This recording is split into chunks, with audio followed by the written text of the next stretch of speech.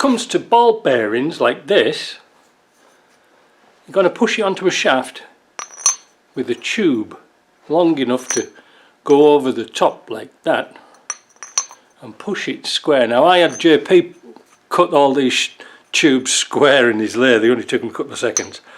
So that goes onto there like that, easy peasy, you know, put it on your deck. And even if you want to put a disc on there and hammer it down, it'll be fine. But don't hit it with a chisel and, oh, that's primitive. The next thing we're going to do is fit this into here. But again, got a couple of bearings with splits in, and you'll see how these are going to get fitted. Hopefully. Might go wrong, I don't know. So you need two.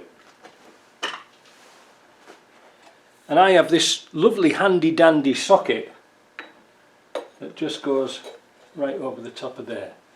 So let's line this up. Remember that there's a boss. No, is it? No, there isn't. I'm thinking about something else. Sometimes you've got to make sure that this housing is square on here.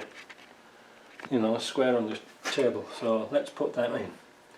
Hold it just in case you have a problem.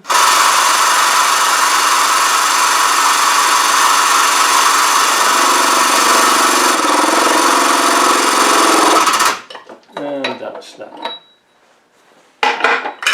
And then simply we can take the bearings out and put them on the for next time. And then we've got to put the circlip in here, and that's that done. No damage at all.